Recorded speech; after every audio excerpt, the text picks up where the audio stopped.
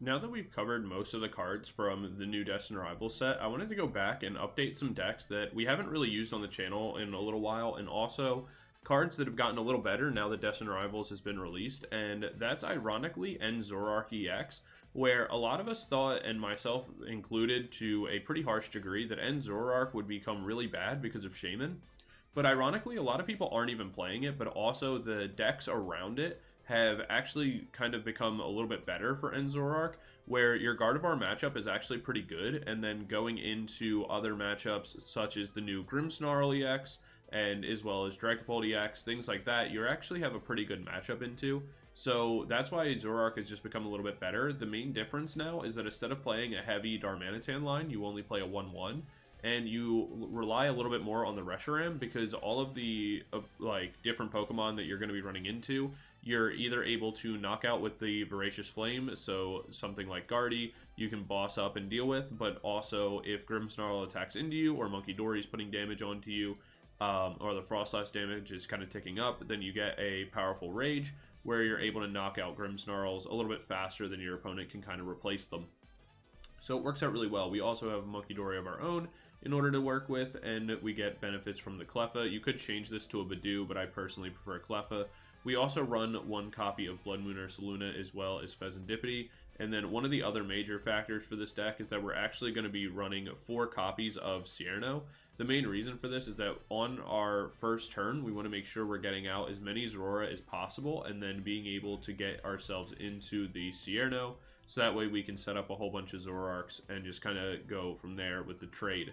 We also run Cypher Maniac Code Breaking. This is because if we play this down, we can pick any 2 cards we want, go for the trade, and guarantee them, which can be really beneficial to set up plays later on, whether that's with a Reversal Energy, or whether that's just grabbing ourselves a random Ursaluna we might need to set up with. Like, we can get Stadium Ursaluna, get ourselves a free retreat, and start attacking. So it gives us a couple different options. But yeah, that's going to be it for the deck list. I will, kind of get into the games in a second. But just wanted to give a special shout out to the channel members. Thank you guys so much for that additional level of support. Really does go a long way. It means a lot. So thank you so much for that. We've been getting more channel members to the channel all the time, and so it's really, really well appreciated. Thank you guys so much for that. I think we're only like 1 or 2 away from getting the banner on our channel. So whenever you go to the channel, you'll see the members displayed. So that's pretty exciting. And yeah, for some announcements that I did on stream the other day as well, for anybody who missed it, we're going to be launching an official stream schedule, which is Monday, Tuesday, and Friday. Mondays are going to be member Mondays, so there are going to be games where I'm mostly just playing against people in chat and people that drop by the stream, but members will obviously get priority and more games and things like that. Tuesdays, I'll be doing limitless tournaments, and so you can see more competitive runs on Tuesdays, and then Fridays are going to be kind of a mess around, have some fun, kind of shorter streams and things like that.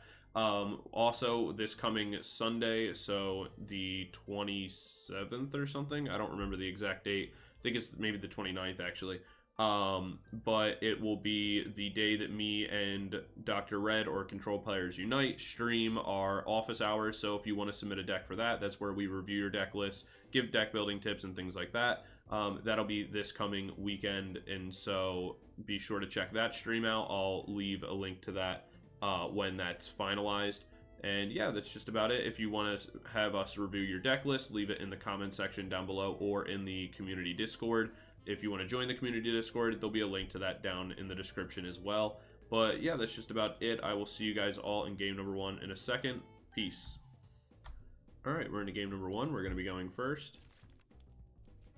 This is not the best we could have asked for, because we are stuck with the Ursaluna, which is the one bad part about playing Ursaluna, unfortunately, that this can happen to you. But we do have Professor Toros in order to pick this up, so it's not that big of a deal. Oh, okay, cool. There's our Toros, which we can use on a future turn. Get ourselves double Zorua. We'll go Nest Ball for a Darumaka, since we are going to need that later on. And then we can pass for now, and we'll be able to pick this up later on. We'll go Cyrano, get ourselves double Zoroark EX. We'll probably grab ourselves another one as well. mainly what's going to be happening in this matchup is that we want to make sure, I mean, if we could get double energy, go Darumaka as well, that would be pretty big. Obviously, we do need a way to switch this out, which we're not going to have off the bat. But if we can start sniping some of these out early, taking double prize cards, that would be very, very beneficial. For obvious reasons. Earthen Vessel. To get rid of the Proton. That's interesting. They either have a second Proton in hand, or they're just not that worried about it. Oh, they wanted to go for Ariana. That makes sense. They already have 3 of these down. Buddy Poffin for the last one. In this matchup for them, it's going to be better for them to just rely, like, don't make the Mewtwo and just rely on the Spitopses. For sure. But what's nice is that we can kind of tank hits with Ursaluna for right now, and if they want to go Giovanni's, that's like not that big of a deal for us. We'll grab 3 of these just so that way we can look to maybe make another Zoroark later on. And already have the Zoroark prepared. We can get rid of the TM Evo. We don't really need that anymore, as well as the other Cyrano. There's that. We can go energy down onto this one. Go trade. Get rid of the other Cyrano. Where we get ourselves End's Castle, which isn't as important right now, but it's mostly just to bump the Team Rocket's factory. And then we'll get access to triple trade coming up, so as long as we hit an energy, we'll be in an alright position. There's another Spitops.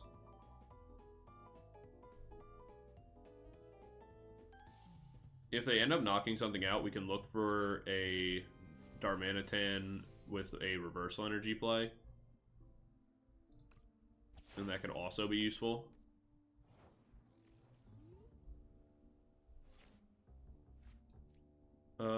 We can go one more Zorua, but we don't really have to. In this case, we'll go trade.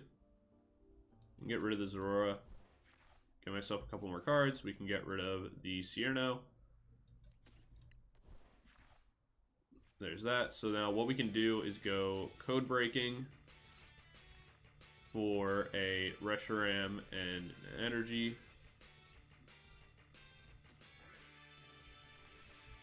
Which is fine by me. Then go trade.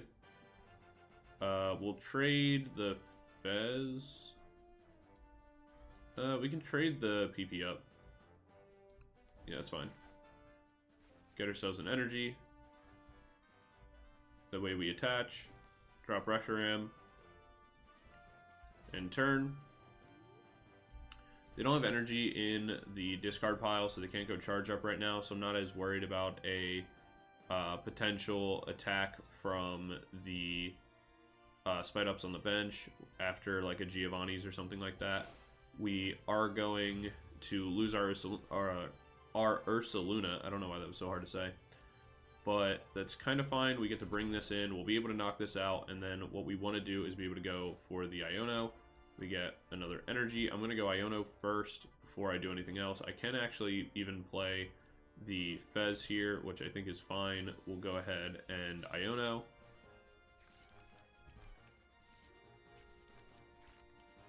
Where we get a counter catcher, as well as Fez. We'll go Fez first, just to see if we get extra stuff we don't really need. We'll go for the trade. Get rid of that. If we can find our Darumaka, that'd be great. If we can't, it's not that big of a deal. We can get rid of Cleffa.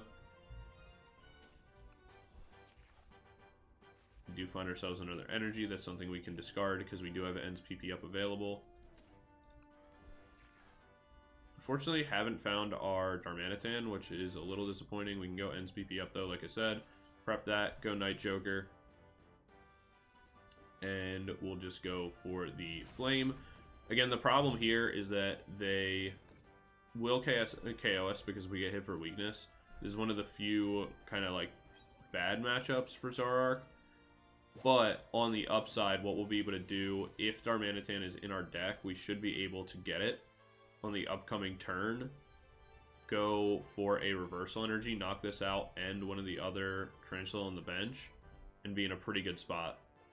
They shouldn't have anything in their deck because they didn't replace them. That's pretty big for me. Like, if I'm able to knock this out, that'd be huge. We see Team Rockets. We would have actually survived that had we not taken the 40 damage from before. But we'll place this down. Like I said, if we can go and get into that, perfect. So first things first, we'll go for this. Where the unfortunate part is, like, so we do have reversal energy, which is nice. The problem is that we don't actually have anything else, so I think the play here is that we have to go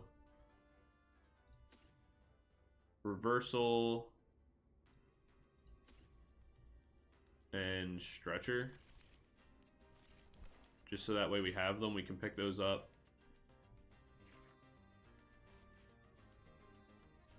I think the play actually becomes knocking this out, because unless they get more stuff, they can't, like, KO us. We'll knock this out, or, like, remove their thing from the bench. We'll go energy attachment. And from here, this is the only thing that sucks, is that our Darumaka is prized, because if it wasn't, we would be able to evolve that, go reversal energy, retreat, knock this out, and another one, have a one prizer on the bench, and be in a pretty good spot. In this case, we have to go Night Joker,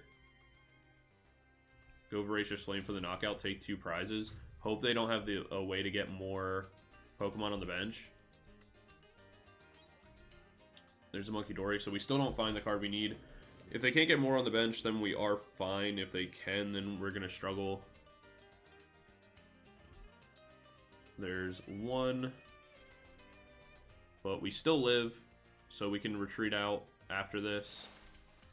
We almost die, but we don't, so that's actually good. We'll retreat, bring this in, and then from here, we can go Munkidori down. We'll go Earthen Vessel, get ourselves a Dark Energy, attach return, go for the Brain to just start moving damage. I'm going to move it on to this one for now. And then, oh, I need an energy transfer. Oops. Alright, let's see if I can get 1. Perfect. Move that. Almost messed that up. This is where, if I had the ability to snipe, it would be great, but again, I don't. Now I do. But they're left with 2 cards and not much to do, so the Iono, like, and being able to Iono bump Stadium didn't matter. Them playing the Mewtwo down was not the best play they could have made. But we were able to play out of this even past weakness. The important part here is that, again, we will be able to live and attack unless they, you know, make a massive bench, but I don't even think they have the cards to make a bench left. So we will survive this, then we can go Munkidori, pop this, which is what we were mainly worried about. So now we will take this, and be able to take the last 2 prize cards of the game, even without the Darumaka. And we go Night Joker. We'll go Powerful Rage just because, hit for 300, and take our final prize card of the game. So a little bit of sketchier game, but we were able to pull it out. This is the one benefit of the game that's kind of nice, is that your opponent, with playing the, like, they have Spite Ops in order to KO you, like, because they hit you for weakness. But a lot of their Pokemon they can't really end up playing, because if they play down the, like, if they're not evolving into all their Spite Ops, then the 50 HP on the bench is, like, not super great. And if they bring out, like, Mimikyu, things like that, we're able to take 2 prizes back. If they play down the Mewtwo, we one-shot that. So it's a little bit of an awkward matchup, but it's not that bad. And so yeah, that's going to be game number 1. We'll jump into game number 2 in a second. I'll see you guys there. Peace. Alright, we're into game number 2, and we're going to be going first. We'll open double Zorua. We do have a secret box, which is nice. We have... Alright, so it looks like we're up against either Grimmsnarl or just regular Frostlass Munkidori. This is pretty cool. We'll be able to go double Zorua down as well. Then what we need is... We'll go energy here onto the Zoroark. And then the reality is that we're not actually going to be able to go Badoo. Or we're not going to be able to go Secret Box on the following turn because of the fact that they have Badoo. So we're going to need to go for it now. We'll grab ourselves the Cyrano for next turn, just so that way we have that. We want to go Artazon so we can get ourselves the Darmanitan, so that way we can set that up because this is a matchup where the Darmanitan will matter. So that way we have that. We'll grab Rigid Band, because why not? And we'll grab ourselves a Earthen Vessel, so that way, yeah, that's fine. So that way we just get energy in advance. We'll place this down. Go Artazon, so we can grab ourselves the Darumaka, and then if they don't bump it, we can get rid of that. That doesn't really matter. Grab ourselves these. And if we end up getting Iono, it's like unfortunate, but like we made the most out of what we can. Because then we can even go and get ourselves the... Alright, there's a Shaman, but like that's fine. We see Buddy Poffin. There's an Impidimp. We can boss this up and just knock this out later on, but we can also just go ahead, KO this, start putting pressure down. The other benefit here is like, yes, we're going to make Darumaka, and yes, they get Shaman, but the benefit here is like if they start going Frostlass, their Shaman is just going to start getting the damage stacked on them anyway. We see energy. If they don't item lock us, that's also great. And it looks like they're not going to. They're just going to get Frostlass, so there's going to be 20 damage right away onto the Shaman. In between turns from the Frozen Shroud.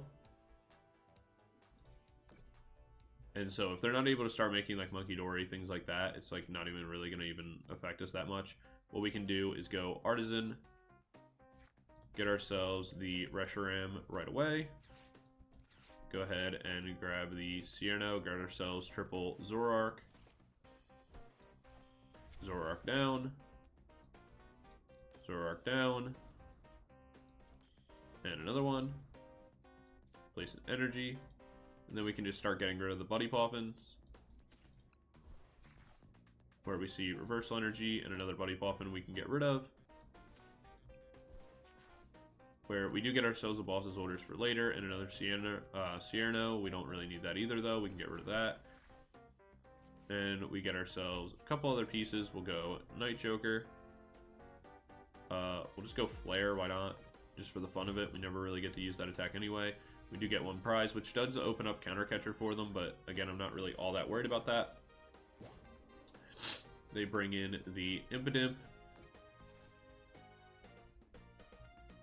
Some damage will start to get stacked on us, but they're already at 40 damage on the Shaman. There's a Spike Mouth Gym. Secret Box. This can get them rare candy. So they can get in, like, they can make themselves the Grimmsnarl on this turn, but if they attack us with Grimmsnarl, then we just go for Powerful Rage and knock them out. And we're sitting right now at 260, so we survive, and we'll survive a couple rounds back. What'd they grab?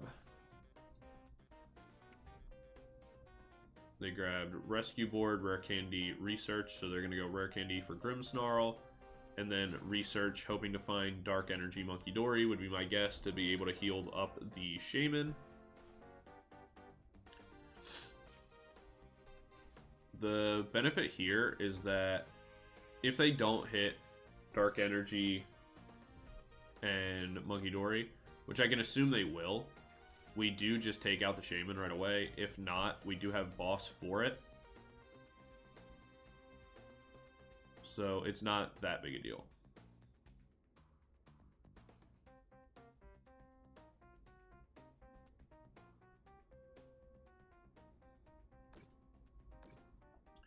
There's 30. They go Shadow Bullet.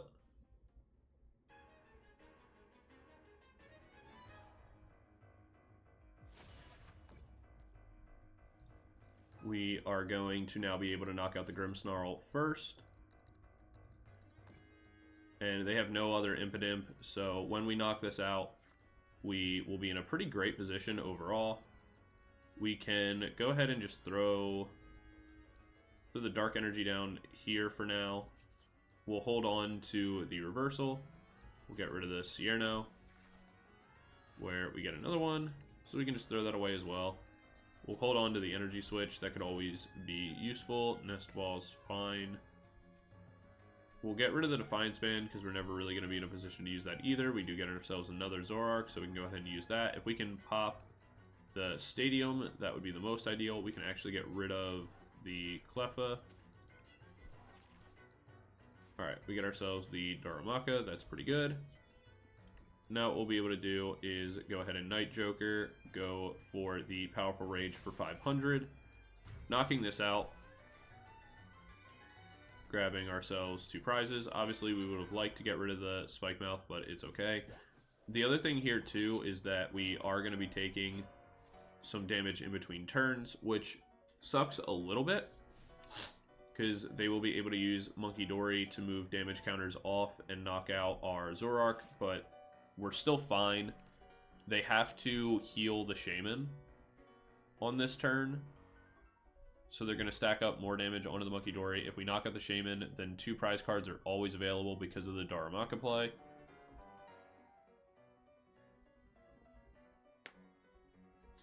And since we have boss, we're pretty much always going to be fine. We have Ends PP up. We can power up a couple different ones of these. Doesn't really matter which one we have. We see Night Stretcher come out for a Grimmsnarl.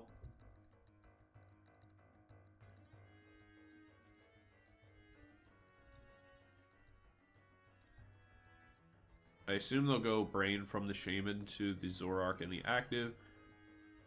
Or, I mean, yeah, no, that's true. Never mind. I was going to say, they actually don't even have to do that.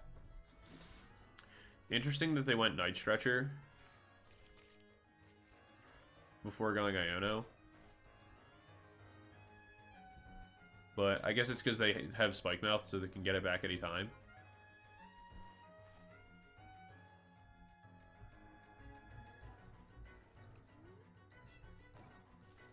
Frozen Shroud comes in. You get the knockout there. We will bring in the End Zoroark. I think the play here is to go Super Rod. Put back this, this, and this. What we can do is go Code Breaking. Code Breaking to get Munkidori and a Dark Energy. We'll go Trade.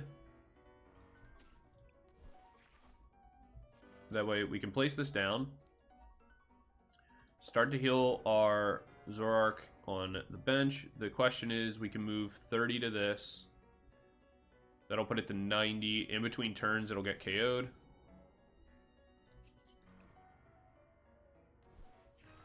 We get ourselves another one, so Ends PP up comes in. We'll attach that there. And we can go ahead and trade away that, where we get ourselves an Energy Switch. And for now, I'm fine moving it here. This already did the job we need it to do. So we can go ahead here and go for the Voracious Flame, knock this out.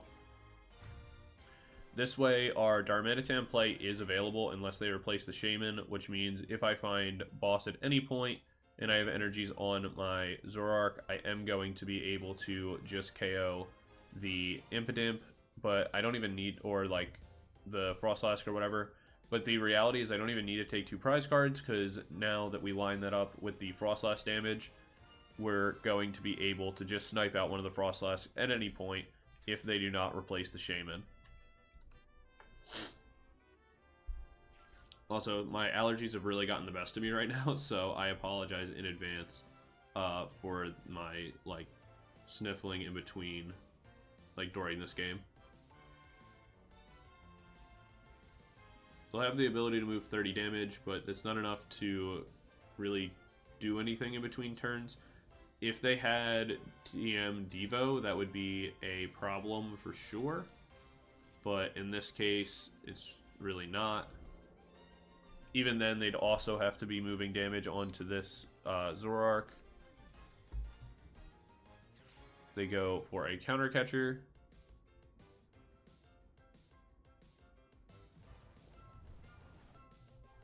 This will only matter if we cannot find a stadium. And we should still have one in deck, so it shouldn't be that big of a deal. We'll go ahead and... First things first, let's look to see if it's in our deck. We can do that by using the Spike Mouth. We do have End's Castle as well as a Professor Tauros, so there's definitely options to help ourselves. Let's go for the trade and see if we can find it. We'll be able to... Alright, so we're guaranteed at least one, but let's see if we can find it without having to Tauros. Even though, I mean, if we do it, again, doesn't really matter. We're just kind of seeing. Okay. So we weren't able to, but that's fine. We just pick this up, bring this back in, place this down, and then we'll go an attack. We'll go Flame Body Cannon just for the fun of it, but it doesn't really matter. We could have attacked into anything. But yeah, that's going to be game number 2. It was pretty easy. With the main thing here is, like, you just have to kind of take your time and play things out. Devo can be a little bit of a rough thing, but we didn't really have to play around it too much. They weren't really in a position to use it most of the time. But yeah, that's going to be game number 2, and we'll jump into the breakdown in a second, and I'll see you guys there. Peace. When going into the breakdown for Zoroark EX, I think this deck is a lot of fun, and it's something I really enjoy playing right now into the current format, and I think it's in a pretty good position. For power, I'm going to give it a 4 out of 5 overall, because I think that it's very, very strong, and your damage numbers are pretty good. But if you're just stuck where your opponent's one-shotting you and, like, you aren't able to either stack damage or ping off low HP Pokemon, you can kind of struggle a little bit because of the fact that you are kind of locked to 170 with Voracious Flame, which doesn't really do enough damage most of the time. But more often than not, you're going to be able to eat a hit and then start attacking back and do enough damage either through weakness or through the rage attack. So it works out pretty well.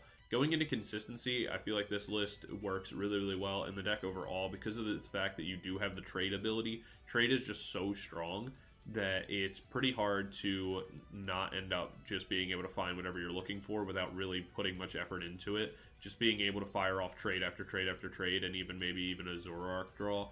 Or not Zoroark, a Fezandipiti draw, just kind of helps out a ton. Going into matchups, I'm going to give it a 4 out of 4 as well. Your matchups are really, really strong. Being able to hit Guardy for weakness is pretty powerful. Being able to beat Grimmsnarl is really good. Being able to beat Dracopult is really good. You will suffer against some matchups, you know, like if Toedscruel starts coming around more. But I wouldn't worry about that too much.